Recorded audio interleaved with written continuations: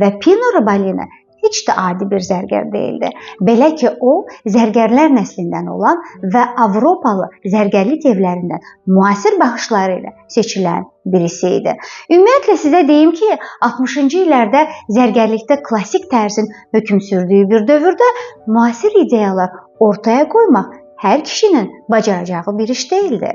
Cartier, Bulgari, Van Cleef & Arpels kimi yüksək statuslu zərgərlik evlərindən fərqli olaraq Pino Rubbalini çox aydın şəkildə anlayırdı ki, qadınların gündəlik taxa biləcəyi zərgərlik əşyalarını yaratmalıdır. Hər şey 60-cı illərin əvvəllərində Milan şəhərinin məşhur Bar Jamaica deyilən bir məkanından başladı. Deyəcəksiniz ki, barın buna nə aidiyyəti var? O zamanlar gənc Pino Rubbalini tez-tez Bar Jamaica'ya baş çəkərdi. Çünki burada Milanın ən bohema və yaradıcı insanları toplaşardı. Oradakı qadınların rəngarəngliyi, həyata olan sevgiləri, onların yaradıcı ruhları gənc Pino'nu valeh etmişdi.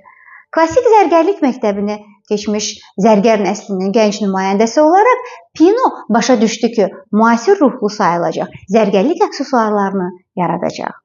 Beləcə, zərgərlik dünyasında ilk pret-a-porter sayılan Pomellato brendi yaradılır.